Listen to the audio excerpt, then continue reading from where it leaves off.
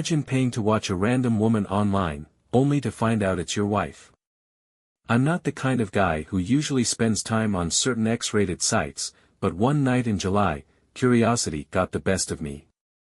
Not only did I end up watching some of their content, but I actually went ahead and paid for a premium membership. $100 seemed like a fair price at the time. I was watching a live stream featuring an attractive woman, nothing groundbreaking, but there was something about the scene that really hit me in a way I didn't expect. The woman on screen went by the name Hot Housewife Jenna, but I knew better. Her real name was Kelly. My Kelly. My wife. As the session wrapped up, the guy with her partner for the stream, leaned back and smirked. Well, darling, that was something else. Bet your husband doesn't satisfy you like that, huh? Kelly, Hot Housewife Jenna, flashed him a grin and answered without hesitation. That was definitely enjoyable, Mario. But just so you know, no one fires me up the way my husband does. I've been with a few men, sure, but none of them make me feel the way he does. You're good, but he's on another level. So keep trying. She shot him another playful smile. Mario, clearly puzzled, asked, if he's so amazing, why are you here with me? Why cheat on him at all? Kelly didn't even flinch. She kept that same easy smile and shrugged. I never planned for this to happen, but I like the thrill. And honestly, I do it because I can. Because he'll never find out. But here's the thing, I love my husband. Completely. These past 3 nights have actually reminded me just how much better he is than anything I could get here. It's made me love and appreciate him even more.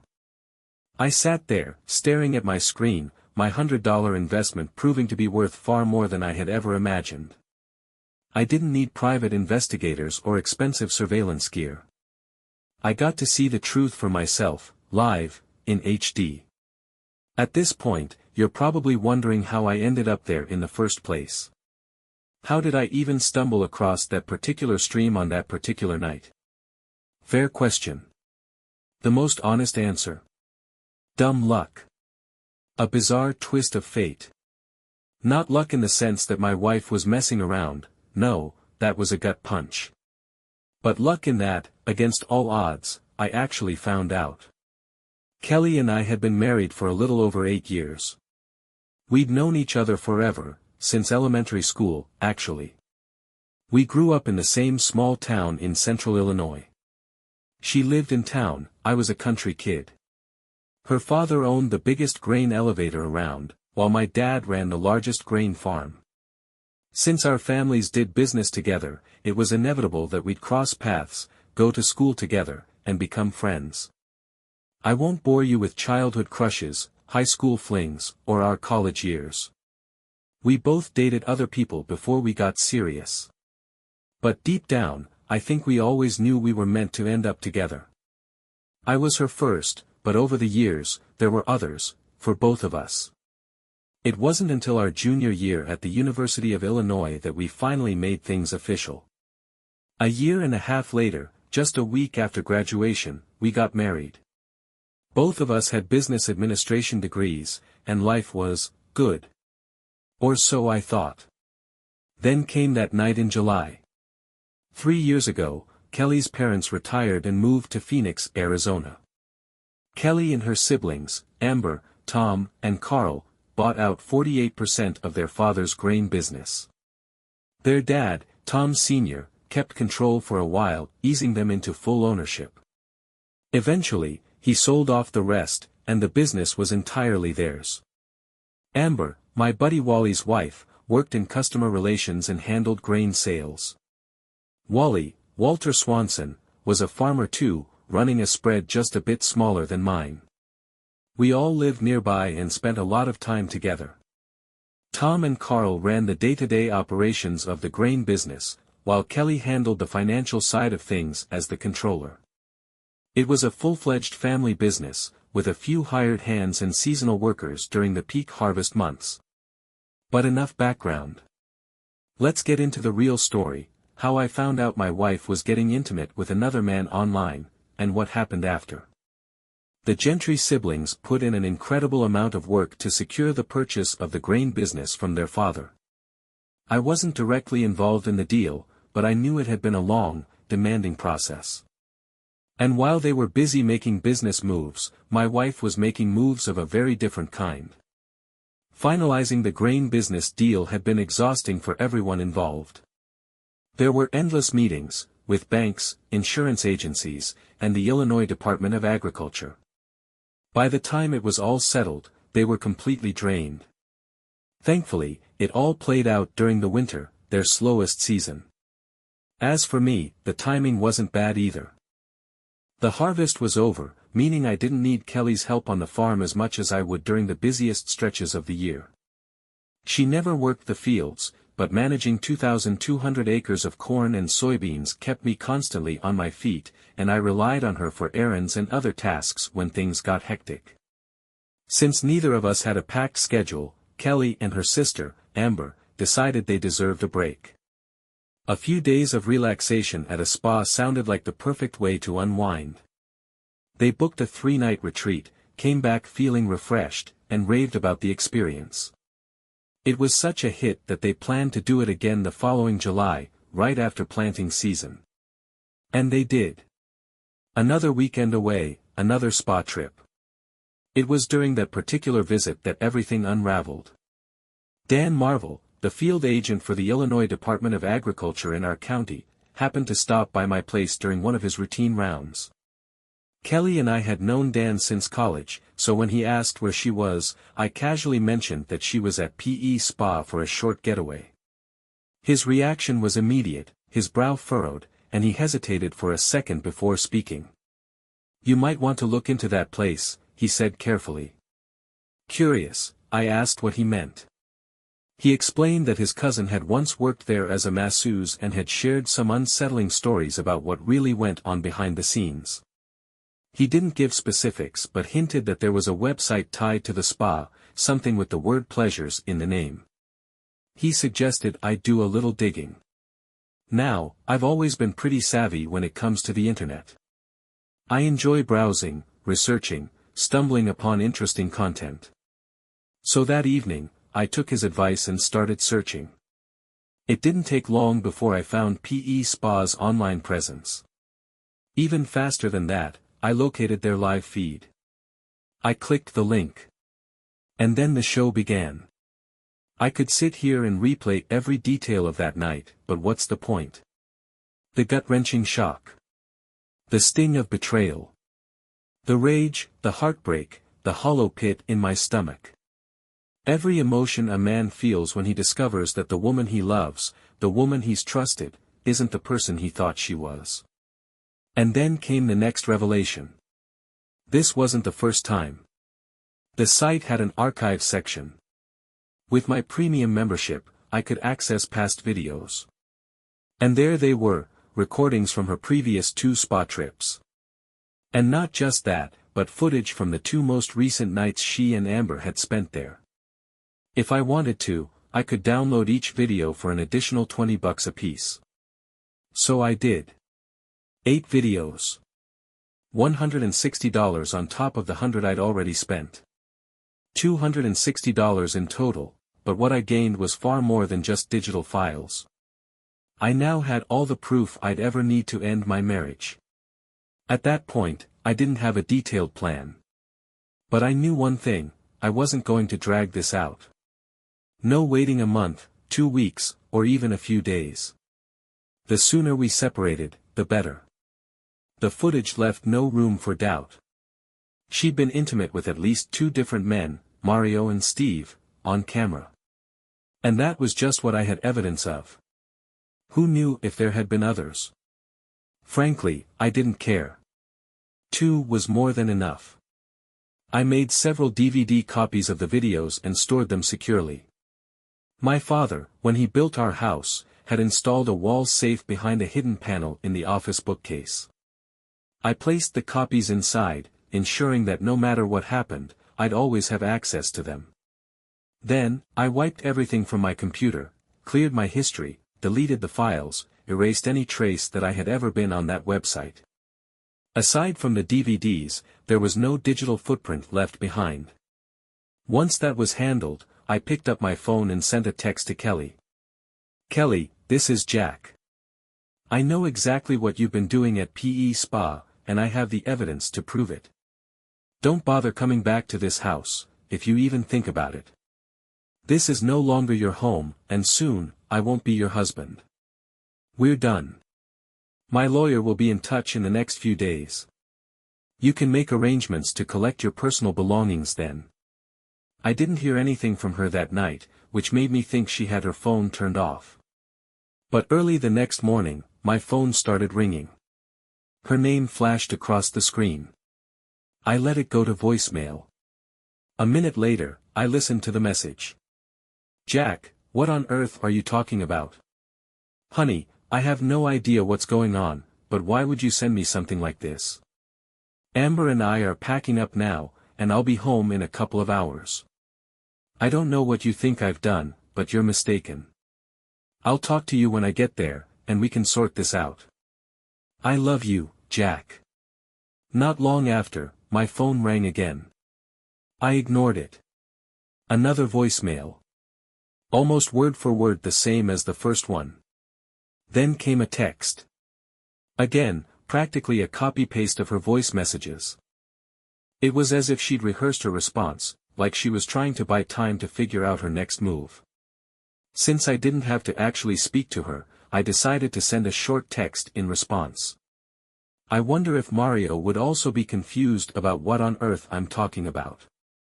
Maybe I should ask him. Why don't you have him give me a call? And just in case you still don't get it, don't come home, Kelly. It's over. Silence. No more texts. No more calls. At least, not until later that afternoon. My phone buzzed again. Another voicemail.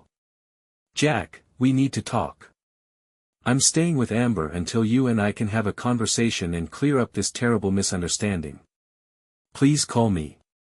We have to fix this. I didn't respond. I had nothing left to say to her. The next morning, I headed straight to the bank. I opened a second safe deposit box, this one in my name only. I placed one of the DVDs inside, making sure that no matter what happened next, I'd have my proof. I wasn't going to let her talk her way out of this. Before heading to my lawyer's office, I made sure to bring an extra copy of our prenuptial agreement. I had no doubt my attorney already had a copy on file, but I wasn't about to leave anything to chance. My appointment was set for 11 a.m., and I was ready to start the process of ending my marriage for good. But when I walked into the office, I got an unpleasant surprise. Kelly was already there. She looked a mess, her eyes red and puffy like she'd been crying for hours, her hair tangled like she'd barely run a brush through it. The moment she saw me, she spoke in a pleading voice. Jack, we need to talk about this. I frowned. How did you even know I had an appointment here? She hesitated for a beat before answering. Richard called me when you scheduled the meeting. And just like that, my patience snapped. Right on cue, Richard Warner, my lawyer, stepped out of his office and gestured for both of us to come in. Jack, Kelly, come on in, let's talk. I didn't budge. My anger was boiling just beneath the surface, and I wasn't about to let it slide. No, Richard. We're not going into your office together. You calling Kelly behind my back broke my trust. So before we go any further, I need a straight answer from you. Will you represent me, and only me? Now, lawyers are supposed to be smart, but Richard apparently missed that memo. Without a second thought, he shrugged and said, No, Jack. If this keeps going, I'll be representing Kelly. That was all I needed to hear. I knew exactly why he was siding with her. The grain business was a bigger client than my farm, simple as that. He'd been working with the Gentry family for years, and in his mind, their business was worth more than mine. That was fine. He could have them. All right, Richard. Then here's what's going to happen. Make sure every original document and contract in your possession is ready for me by 4 p.m. today. I'll either pick them up myself or send a courier. And just so we're clear, I appreciate the work you've done for me in the past, but you're making a serious mistake here. I'll be hiring a new attorney, and they'll be in touch soon. Kelly had been silent up until that moment, but now she spoke up, her voice laced with desperation.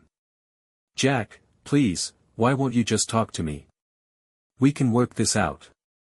I didn't even look at her when I answered. Because, Kelly, Richard made it very clear that he values you as a client more than he values me. I'm not having this conversation without my own legal representation, and I don't trust him. Simple as that. Richard tried to smooth things over, saying, Jack, you know I've always been upfront with you. There's nothing to be worried about. I almost laughed. Nothing to be worried about? Oh, trust me, Richard, I've got plenty to worry about. You can't serve two masters, and it's obvious which one you've chosen.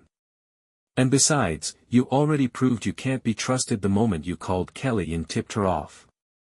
We're done here. My attorney will be in touch. I turned and walked out. As I stepped into the hallway, I could hear Kelly starting to cry again. Damn it.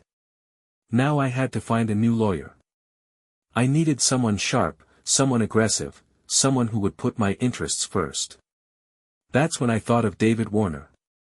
No relation to Richard, but just as well known. He had a reputation as a skilled, no-nonsense attorney. I knew he and Richard had a bit of a rivalry, which only made him a more appealing choice. But I wasn't about to rush into anything.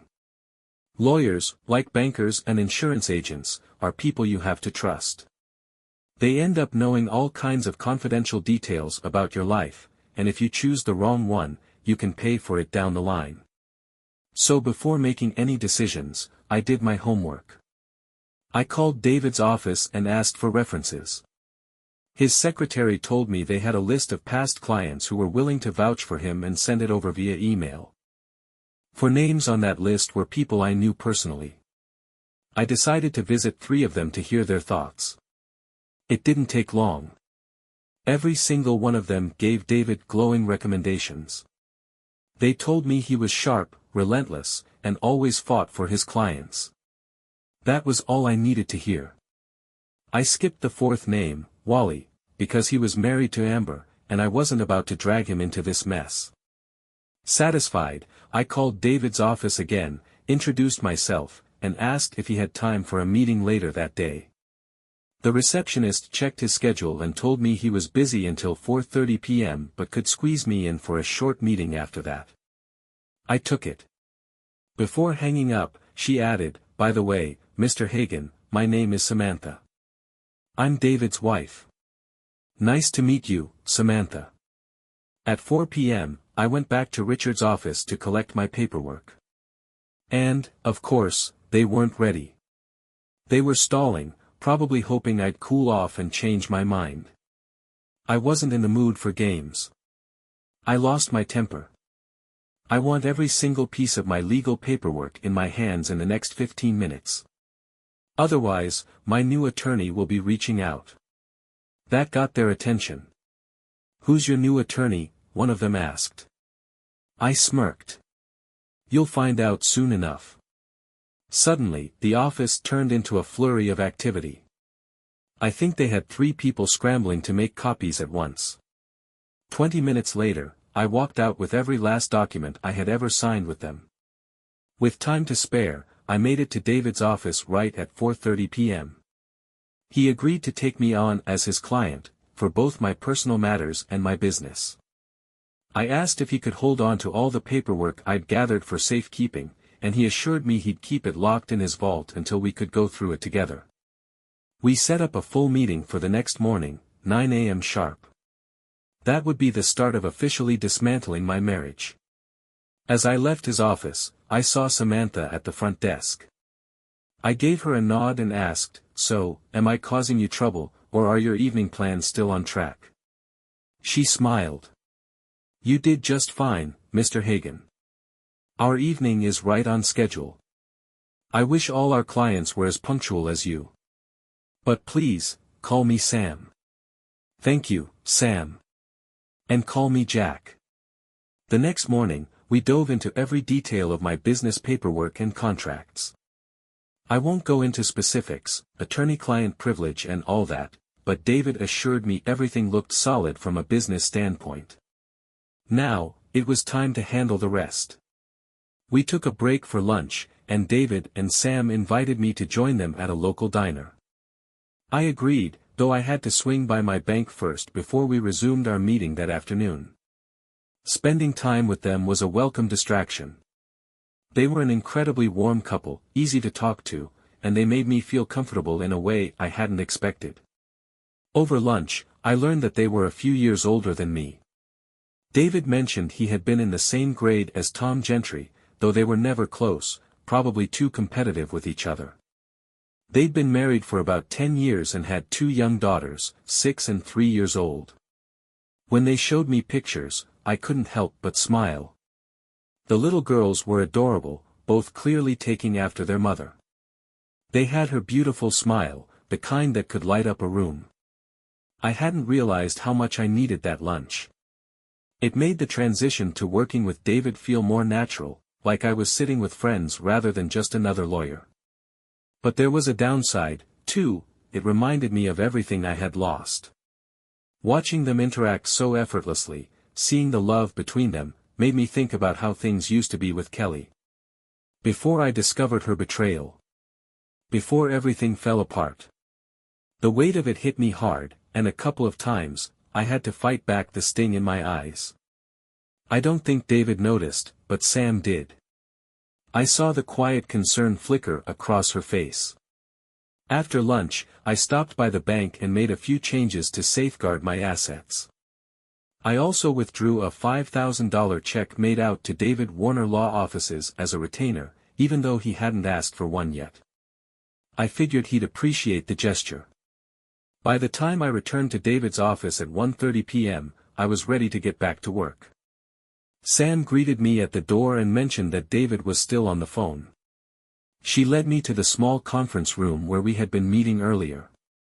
"Would you like some coffee or anything else?" she offered. I shook my head. "I'm fine, thanks." She hesitated for a moment before sitting down in the chair beside me. Then, she reached out and gently took my hand. "David didn't tell me any details, Jack, but I can sense what this is about. During lunch, I saw it on your face. You're still wearing your wedding ring, so I assume this involves your wife. If you don't mind, I'd like to ask David to let me sit in on this meeting. I feel like, you might need the support." The kindness in her voice was almost enough to break me right then and there. I just nodded. I couldn't even speak. The anger I had been running on all morning had faded, leaving behind something heavier. The grief of it all. The overwhelming sense of betrayal. And somehow, just having Sam there, someone with that natural warmth and understanding, felt like something I actually needed. When David joined us, I laid everything out. I told them everything, how I found out, the website, the videos, every excruciating detail. I broke down more than once, and each time, Sam was there, offering quiet comfort while I pulled myself back together. Once I regained my composure, I made my position clear. Unless something changed my mind, I intended to file for divorce and enforce the terms of our prenuptial agreement. David and I went over the prenup in detail. It was straightforward. I retained 100% ownership of all farm assets, real estate, and personal property. Kelly kept 100% of the grain business.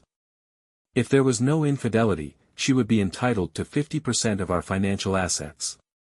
But if infidelity was proven, that percentage dropped significantly. She would receive only $25,000 per year of marriage, instead of half.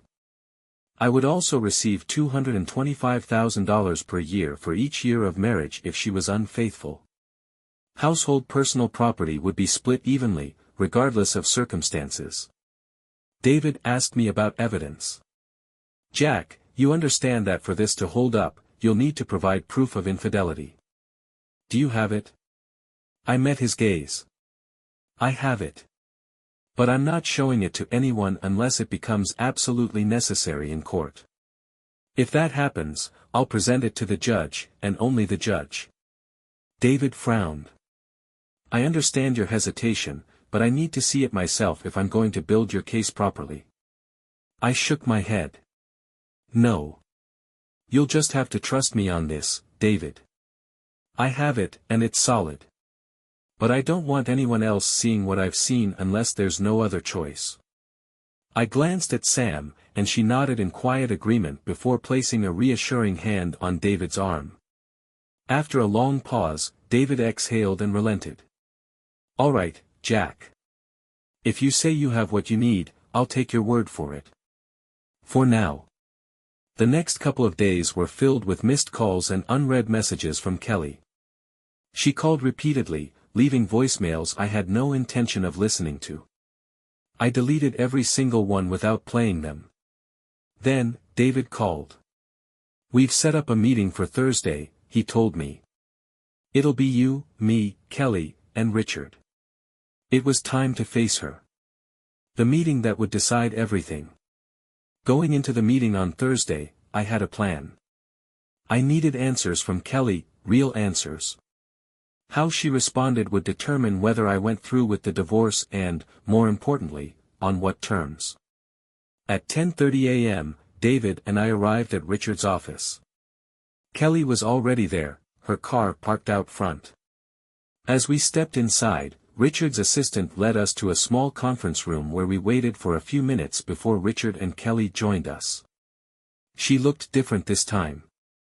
Unlike the disheveled, broken woman I had seen earlier in the week, she had clearly put effort into her appearance today. She looked beautiful.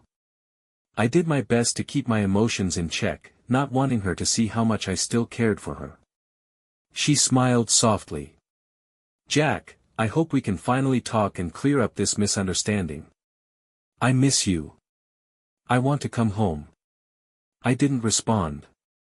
I wasn't sure I could without my voice betraying me. I needed to stay in control. It wouldn't be easy, but I had to.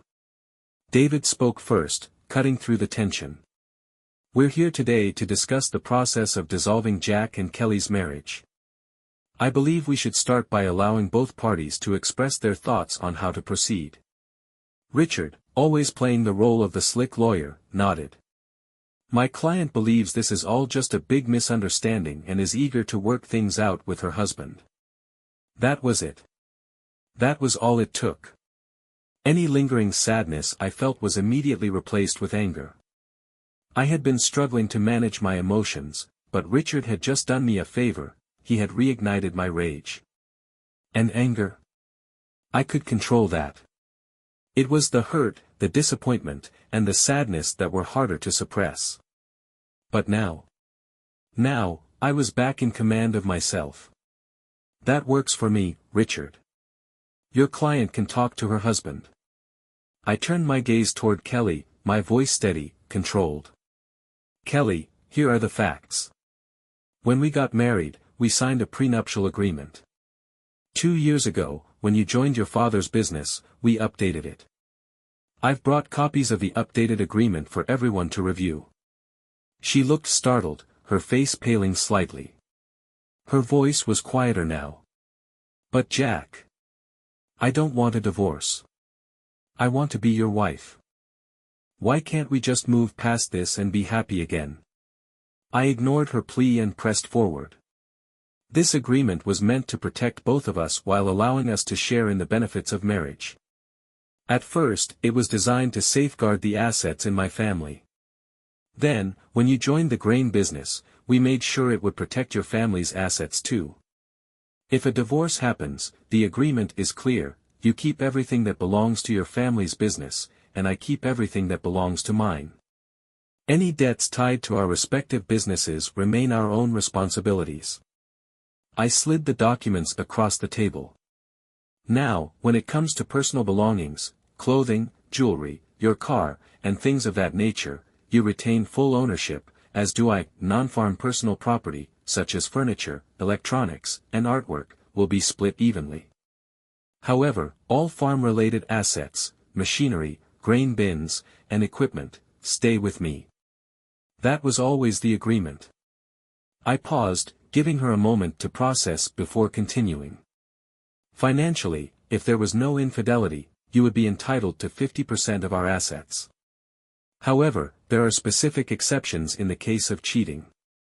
If you divorce me due to infidelity, I would receive only $25,000 per year of marriage, totaling $200,000. On the other hand, if I divorce you for infidelity, you only receive $25,000 per year of marriage, also totaling $200,000, not half of everything. The weight of what I had just said hung in the air. I took a deep breath, looking her straight in the eyes. Kelly, I have questions. How you answer them will determine if I proceed with the divorce and on what grounds. Your answers will also impact any financial settlements. If you want to save this marriage, you must be completely honest. If you refuse, or if I catch you lying, it's over. Do you understand? She looked stunned, her lips slightly parted as if she didn't expect me to lay it all out so bluntly. But she recovered quickly. Yes, Jack, she said, her voice firm. I will answer your questions honestly.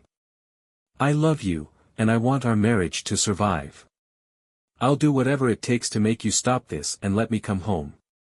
I reached into my bag and pulled out a tape recorder, setting it on the table between us. Kelly, I'd like to record this conversation. Is that okay with you? For the first time, she hesitated. She turned to Richard, who had remained mostly silent up to this point. He leaned forward slightly, his lawyer instincts kicking in. Kelly, I would advise against it, he said. But ultimately, you should do what's best for you. David, my lawyer, chimed in. I agree with Richard, I wouldn't advise either of you to record this. But at the end of the day, Kelly, Jack is the one you need to convince, not Richard or me. It's your decision. Kelly looked back at me. Her hesitation lasted only a few seconds before she squared her shoulders and nodded. I'll do anything to fix this. Yes, go ahead and record. I'm fine with it. David and I had come prepared. We turned the tape recorder on, making sure it was positioned to clearly capture every word. Kelly sat up a little straighter, her hands folded in her lap. Okay, Jack. What do you want to ask me? And just like that, the real conversation was about to begin.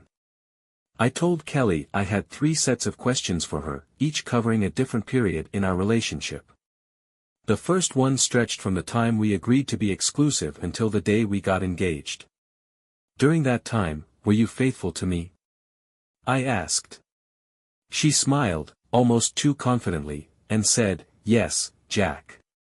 I was completely faithful. I exhaled slowly, shaking my head. Lie number 1. Her smile vanished, replaced by shock.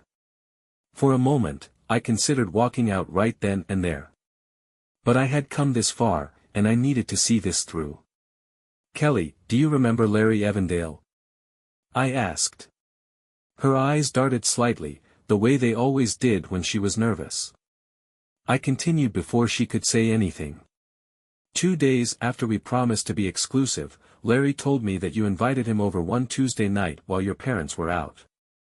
He said you slept together in your own bed.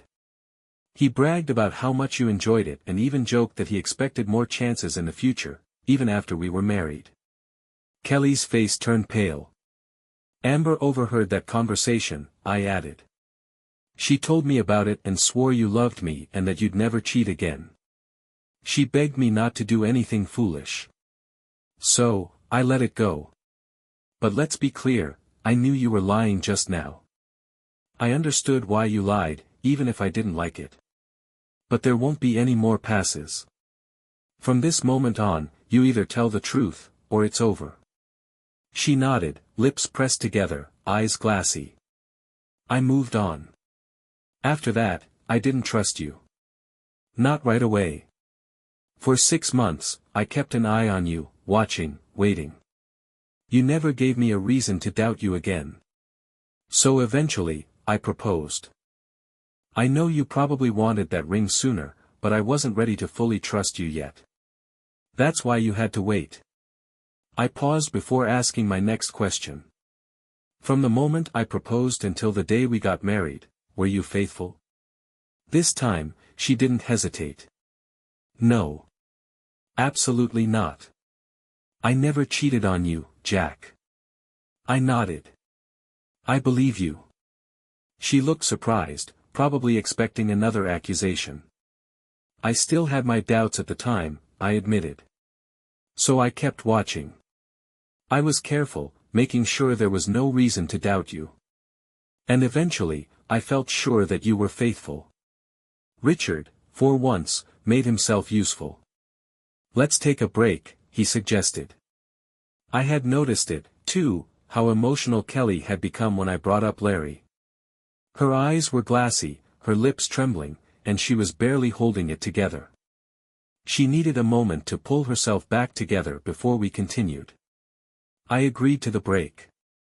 David and I picked up Sam and headed to the local diner for lunch.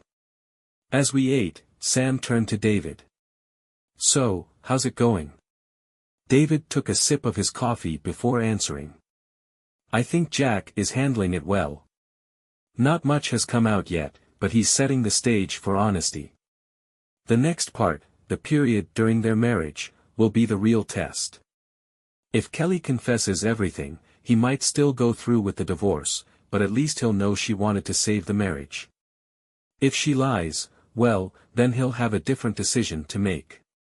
Sam looked over at me, her eyes full of quiet understanding. I managed a weak smile. This is, incredibly tough. Why do people do such foolish things? Why do they hurt the people they love? She reached across the table and placed her hand over mine.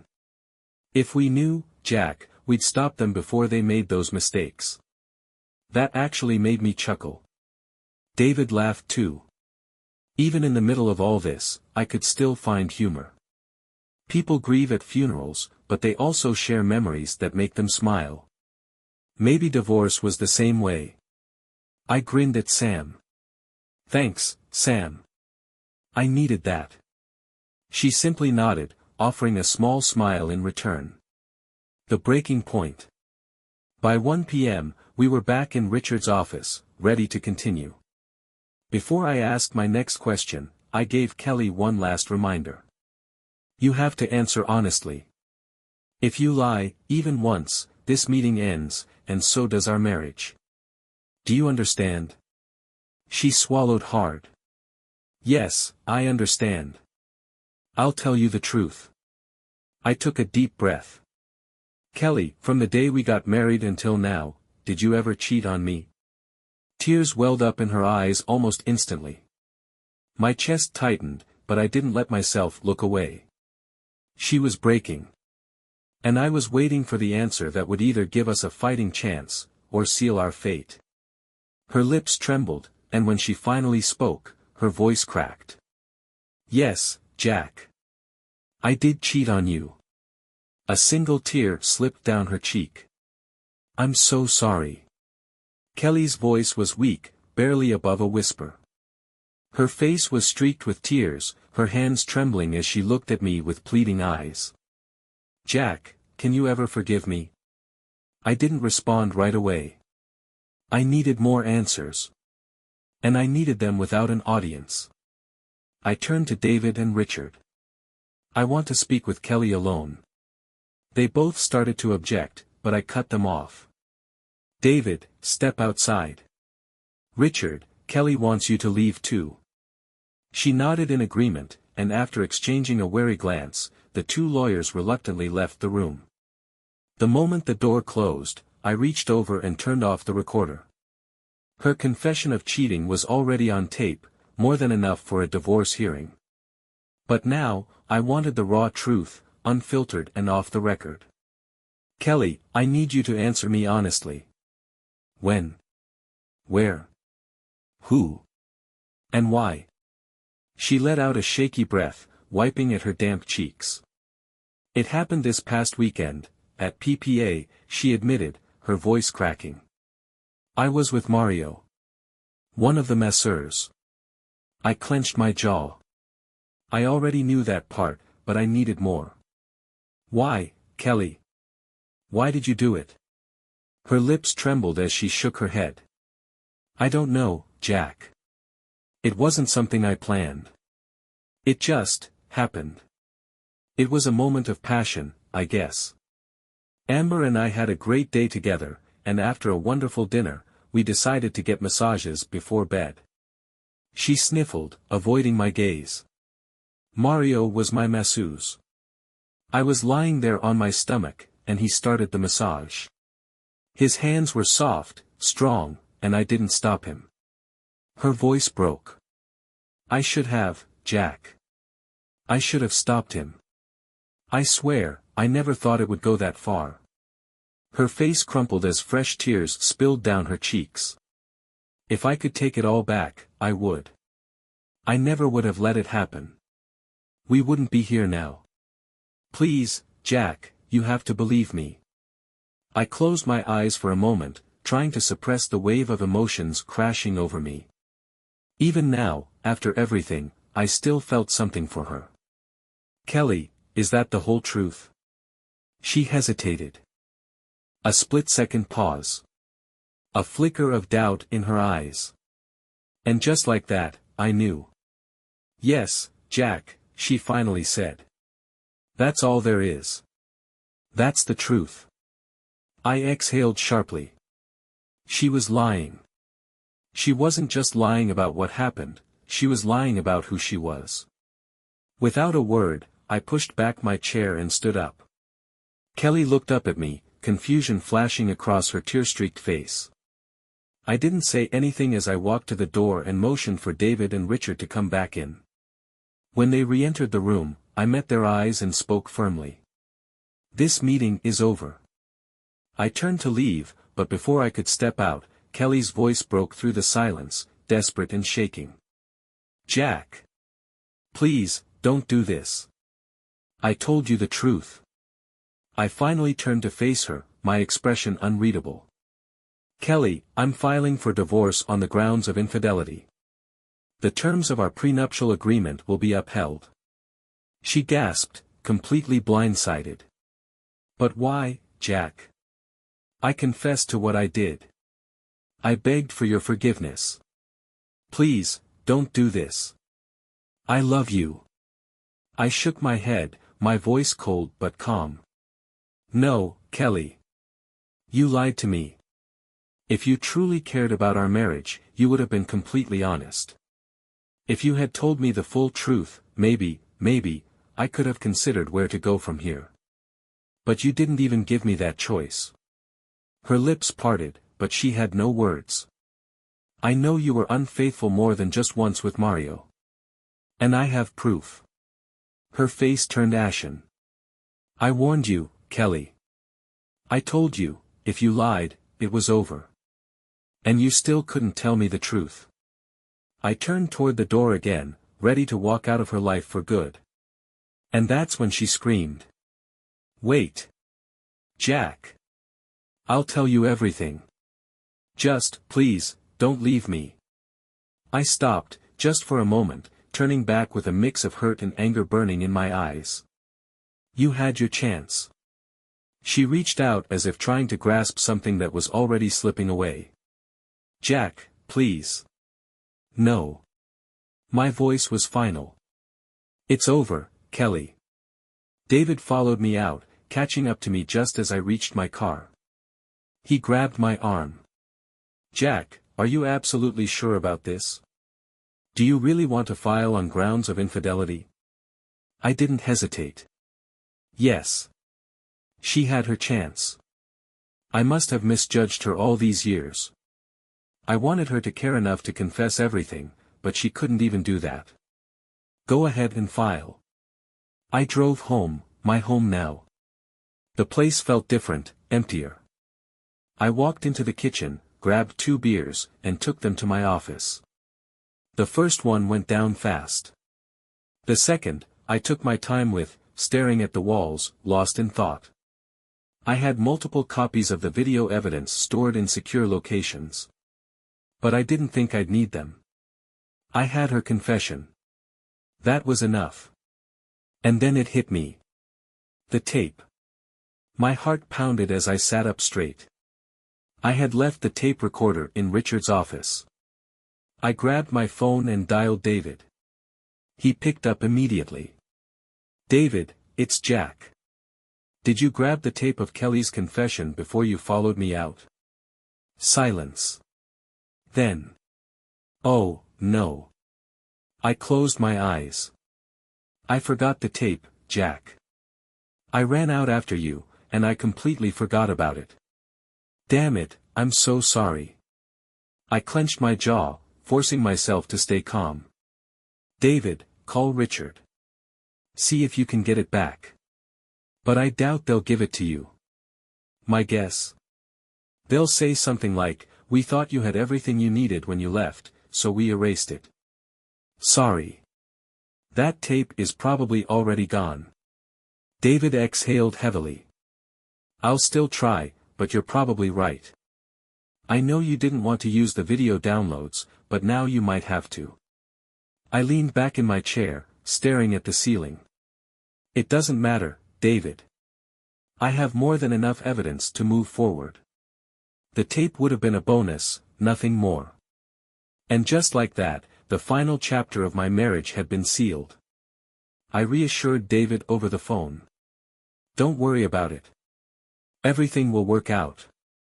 After we hung up, I grabbed another beer from the fridge. I wasn't drunk, just numb. My mind kept circling back to my mistake. How could I be so careless? I had planned everything meticulously, yet in my anger, I had walked out without the tape. I slumped into my chair, turning on the evening news, though I wasn't really watching. The day had drained me, and exhaustion was settling in. As I was about to head to bed, I thought I heard the sound of a vehicle pulling into the yard. Slowly, I got up and walked toward the back door. As I stepped onto the porch, a dark shape moved in the shadows. Before I could react, everything went black. A sudden, blinding light exploded in my vision, followed by searing pain at the back of my head. Then, nothing.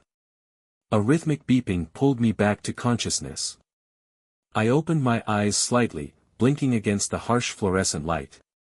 I tried to move, but my body felt impossibly heavy. I wasn't alone. A woman in a nurse's uniform sat beside me. She noticed I was awake and leaned in.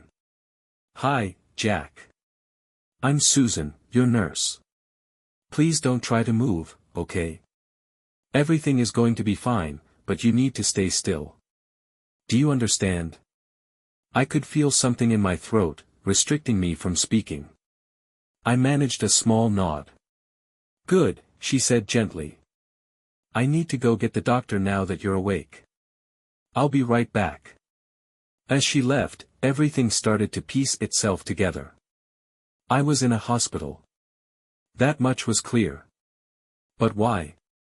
My mind was a fog, the events leading up to this moment blurred and incomplete. I closed my eyes, waiting. A few minutes later, I sensed someone enter the room.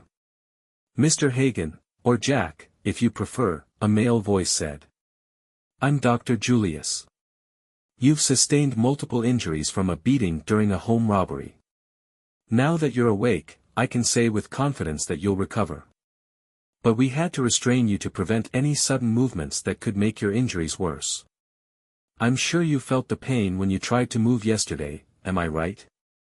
I managed a weak smile and nodded. "Yes, we should have been more proactive with that," he admitted. "I apologize for the discomfort. Nurse Johnson, let's remove the restraints."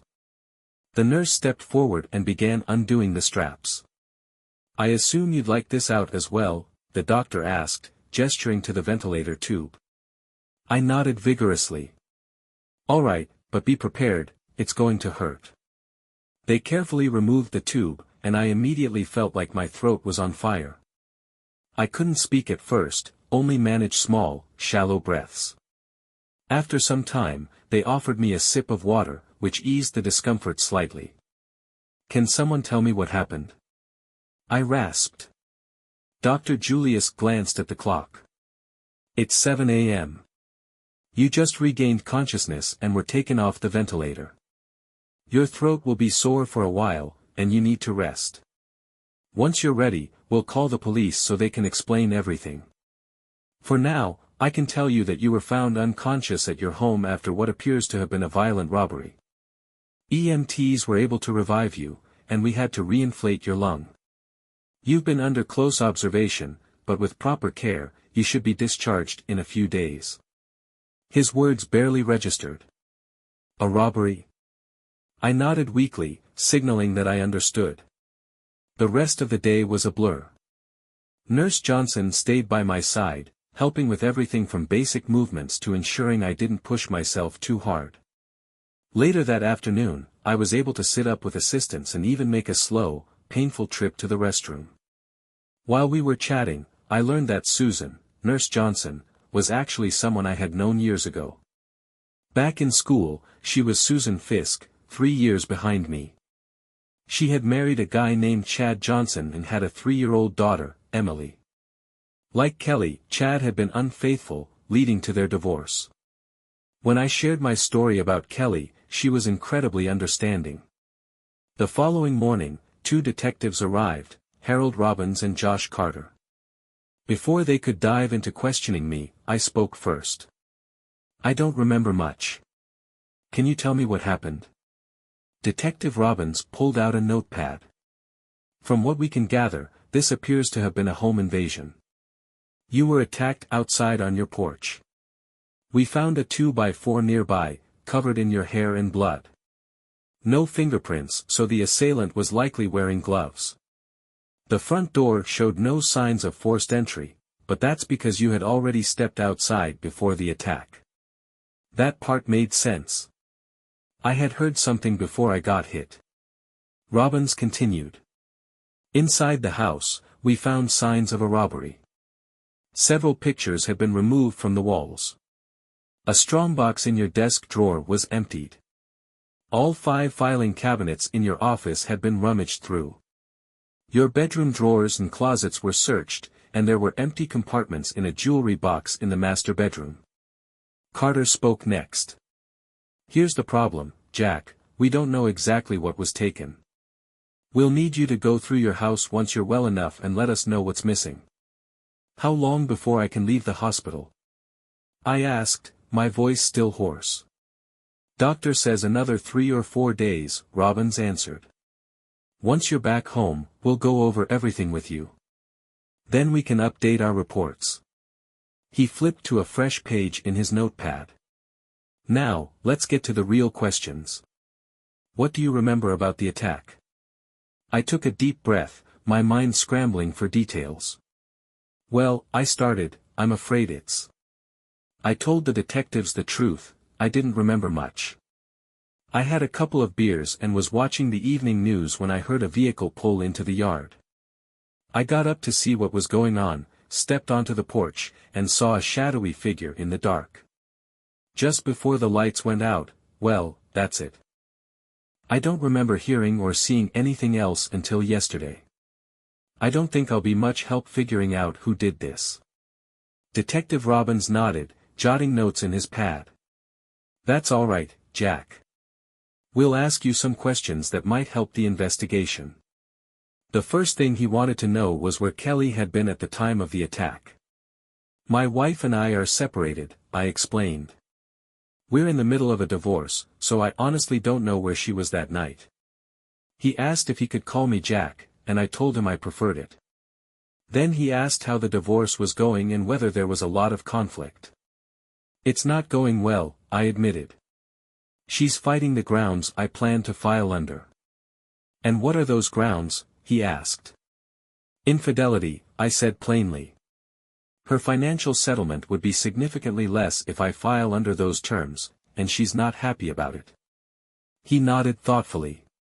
"That gives her a motive," he said, almost to himself. I shook my head. "Detective, I just can't believe she'd do something like this. I really can't." "We'll look into it," he assured me. Then he shifted gears, asking if I had any enemies, anyone else who might have a reason to want to hurt me.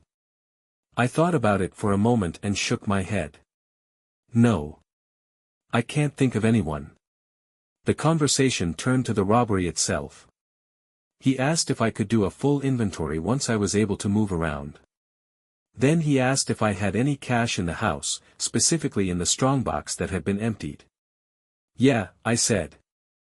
I usually keep around $10,000 in there, but I'd spent some of it recently. If I had to guess, there was about $8,000 left. He asked about jewelry, art, or anything else of significant value. There were a few nice pieces, but nothing worth more than $1,000, I told him. I can't think of anything else off the top of my head. I didn't mention the hidden safe behind the bookcase. The detective didn't bring it up, which meant it hadn't been found. If I had my way, it would stay that way. After a few more questions, he wrapped up. That's all we have for now, Jack. If you remember anything else, call us. When you're ready to go home, let us know so we can do the inventory together. If we have more questions, we'll come back. Over the next 4 days, I slowly regained my strength.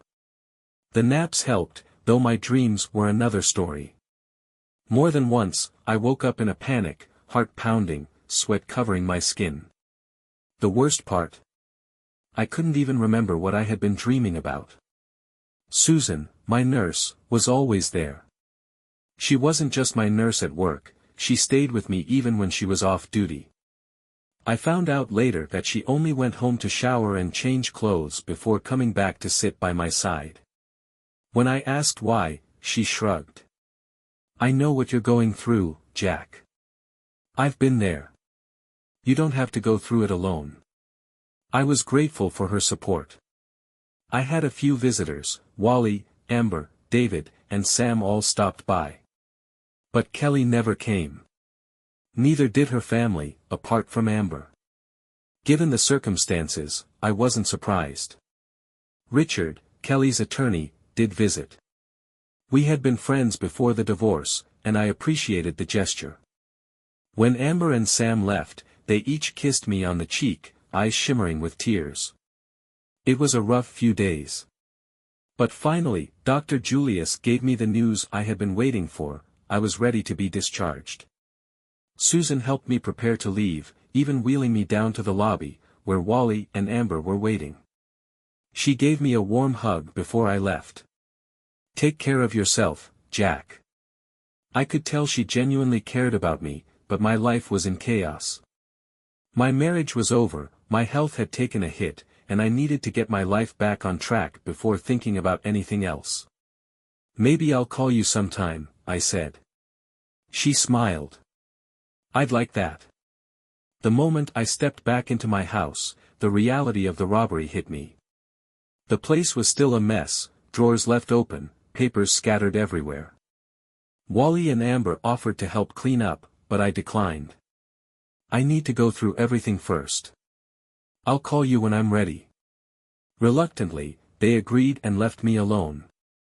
The first thing I did was check the safe behind the bookcase in my office. I held my breath as I pressed the hidden latch, revealing the compartment. Everything was still there. The cash. The certificates of deposit. The stocks and bonds. And most importantly, the DVD containing proof of Kelly's infidelity.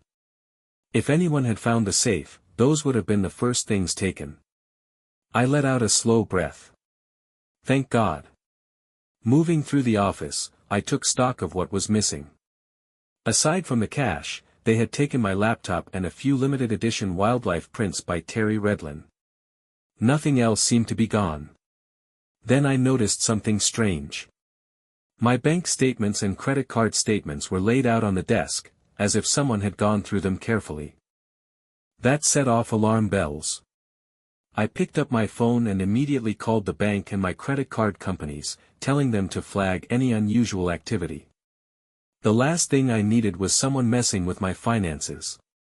Over the next couple of weeks, I'd find out just how deep this whole thing went. The police investigation into the robbery and assault dragged on, but without any solid leads, progress was slow. Detectives Robbins and Carter kept me updated, but there was nothing new to report. They admitted that since no high-value items had been stolen, tracking down suspects through the usual channels, like pawn shops or fencing operations, was a dead end. Their last update hinted at something I already suspected: unless new evidence surfaced, the case would likely be put on hold. Early in the investigation, they had asked a lot of questions about Kelly and me. I had answered honestly, telling them I didn't believe she had anything to do with it. It just didn't make sense. Why would she take items she would have likely received in the divorce? The detectives seemed to agree, and their inquiries about her never led anywhere. Still, I wasn't taking any chances. I opened new bank accounts and ordered new checks, just in case my financial information had been compromised. While I hadn't noticed any suspicious activity on my old accounts, I felt better knowing I had a fresh start. I also bought a new laptop and started putting my office back in order. It was time to move forward. As I sat down to sort through some overdue bills, I came across an invoice from Red SS Incorporated. It took me a second to place the name, but then it clicked. Red SS stood for Remote Electronic Data Storage Solutions. I had a video surveillance system on my property, something I had almost forgotten about. It covered my house, the grain bins, and the machine shed. The footage was sent to the computer in my grain office and backed up nightly to Red SS. Normally, I deleted the oldest data each month to keep my storage fees low. But since the robbery, I hadn't touched it. That meant I had video evidence. I immediately logged into Red SS website, went to the archives, and selected the day of the robbery. I downloaded the entire day's footage onto my laptop. If the video quality was good enough to identify who attacked me, I planned to burn a copy onto a DVD and hand it over to the detectives. But as I combed through the footage, I felt a sinking disappointment. The camera angles didn't give me a clear view of the porch. The shadows and positioning of the lights made it difficult to make out any faces. There was movement, there were figures, but nothing I could take to the police and say, "That's the person who did this." It wasn't the breakthrough I had hoped for. After paying my bills, I sat down and started mapping out my future. I reached out to an old college friend who worked at Cargill, one of the biggest grain merchandisers in the country. Thanks to my connection, I was able to set up a meeting with key decision-makers in their acquisition department. It was incredible how quickly things moved once personal relationships were involved. Within 2 weeks, I had solidified my plans with Cargill. I took a short trip to Las Vegas, flew to Phoenix for some additional business, and then returned home to put everything in motion. Back in town, I called David and had him arrange a meeting at Gentry Grain with Kelly, her brothers Tom and Carl, and her sister Amber. David made it sound like a business discussion. The impending divorce meant my grain storage would no longer be part of the company's reserves, which would affect their operations. That got their attention. They agreed to meet right away, probably because they hadn't fully considered how my departure would impact them. When I walked into the office, they were already seated. I greeted them one by one. "Hello, Tom. Carl. Amber. Kelly." Then, without waiting, I cut straight to the point. "I assume you all understand why I asked for this meeting. But before we get into the business side of things, let's settle something else first." Tom opened his mouth to speak, but I held up a hand. "I initiated this meeting, so I suggest you all sit back and listen before making any comments. It'll be in everyone's best interest if you do." I turned to Kelly and slid a document across the table. "First, let's finalize the divorce." Her face tensed, but I kept my voice steady. "I'm sorry, Kelly. But it's time. This is the final draft of the divorce papers. Sign them." She stared at the document, unmoving. "Jack, I don't want a divorce," she said, her voice soft but firm. "Whatever you think I did, it's not worth throwing away all the years we had together." I wish you could forgive me and work through this with me. She glanced around, clearly uncomfortable discussing this in front of her brothers and sister. I don't want to do this here, in front of them, she added. I shook my head. Kelly, this ends today. There is no future for our marriage. The sooner you sign, the sooner we both move on. Her cheeks flushed, and she folded her arms. Fine, she muttered, but I'm still going to contest the infidelity charge. You owe me that much. I had been expecting that. Without a word, I reached into my bag and pulled out a DVD, placing it on the table next to the divorce papers. If you choose to fight me on the infidelity issue, I will have no choice but to present this in court. Amber's face turned bright red, her eyes flicking between me and Kelly. What is that? She asked sharply. It's video proof, I said. Showing all 8 times Kelly cheated on me at the spa. Amber recoiled as if I had slapped her. She turned to Kelly, disbelief and anger flashing across her face. 8 times, she hissed. Kelly, how could you? I sat back, watching Kelly squirm under the weight of Amber's glare. That's right, I confirmed. 8 separate times. And those are just the ones I know about. Kelly's face crumpled, but I wasn't done yet. Kelly, this is the last time I'll ask. Sign the papers, or we take this to court. I made it clear, I was done playing games. Tom and Carl sat in stunned silence, still processing what they had just learned. Amber was quietly crying, her hands clenched into fists on the table. Kelly, meanwhile, looked completely numb. Her eyes shimmered with unshed tears, and I could tell she was in shock, not just because of the proof of her infidelity, but because she never imagined I had this much leverage over her. Eventually, she picked up the pen and signed the divorce papers. I took the signed documents, placed them in my briefcase, and left her a copy. It was over. Legally, financially, and emotionally, our marriage was done. With that settled, I turned my attention to the business at hand.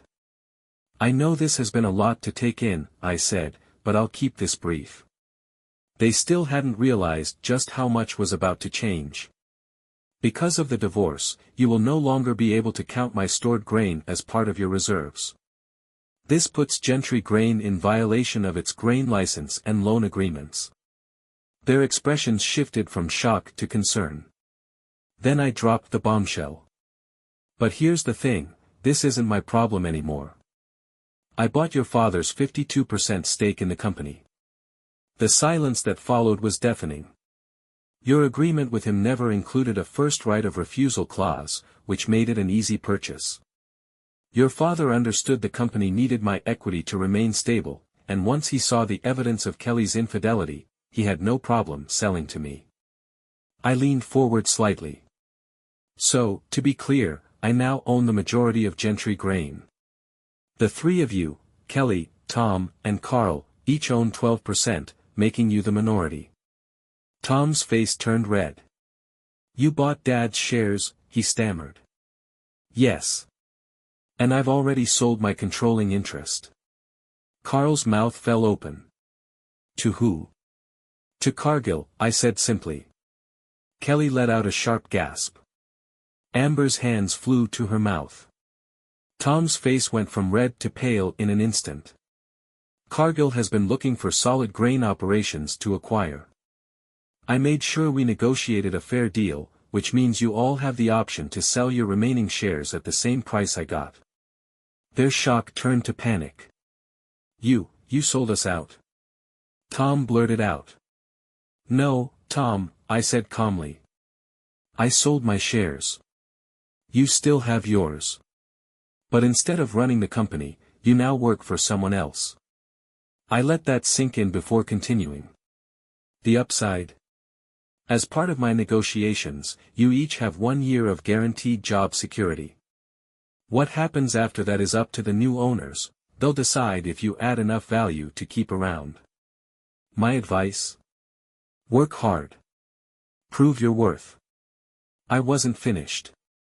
Oh, and one more thing, I also sold my farm and Wally's farm to Cargill. Tom's chair scraped against the floor as he shot to his feet. What? Wally's staying on to manage both farms for them under a long-term contract. He's a damn good farmer. Cargill recognized that and locked him in. That's how business works, Tom. I watched them struggle to process it all. The company they thought they controlled was no longer theirs. The land, the storage, the operations, it all belonged to someone else. And then, Tom snapped. What kind of man does this? He yelled. All because my sister cheated on you. You've destroyed this business out of spite. Carl, still in shock, muttered, how did you even convince Dad to sell? I let out a slow breath, then dropped the final bombshell. I reached into my bag and pulled out a second DVD, placing it in the center of the table. You want to know why? I asked, my voice low. They all stared at the disc, unmoving. Because this video clearly shows your pickup truck in my yard on the night I was assaulted. A shudder went through the room. It shows you and Carl beating me unconscious on my own porch. It captures you rummaging through my house and leaving with my belongings. Tom stiffened, his hands clenching into fists. Carl looked like he was about to be sick. You're both lucky I chose this path of vengeance instead of handing this over to Detectives Robbins and Carter. Amber gasped, turning to Carl. Oh my God, was it really you? Carl didn't answer. He didn't have to. Kelly finally spoke. Her voice was shaky. Jack. I can't believe you did this. I let out a bitter laugh. Oh, Kelly, that's rich. You cheated, you lied, and you almost had me killed, and now you're the victim. She flinched. I wasted years of my life on you. You were my best friend, and all along, you treated me like I was beneath you. Tears filled her eyes. You promised to be faithful, and then you slept with Larry Evandale the moment we made things exclusive. Her lower lip quivered. You were a deceitful partner, a disloyal wife, and a terrible friend. I leaned in, lowering my voice so only she could hear. And worst of all, Kelly, you almost killed me. Kelly's face went white. A second later, she fainted. Amber and Carl lunged to catch her before she hit the floor. I didn't react. I had nothing left to say to her. When she came to, I delivered one final hit. Your father sold me his shares to keep you, Tom, and Carl out of jail. Tom's eyes burned with rage, but I didn't care. He's not proud of any of you, except for Amber. And she'll hear all about it from him soon enough. I picked up my briefcase, ready to walk out for good. I wasted most of my life on you, Kelly. But I won't waste another second. I turned toward the door. Have a nice life. And then, I walked away. As I stepped outside, a strange calmness settled over me. For the first time in years, I felt free. And that's exactly what I intended to be. Free. To move forward. To start over. To finally live.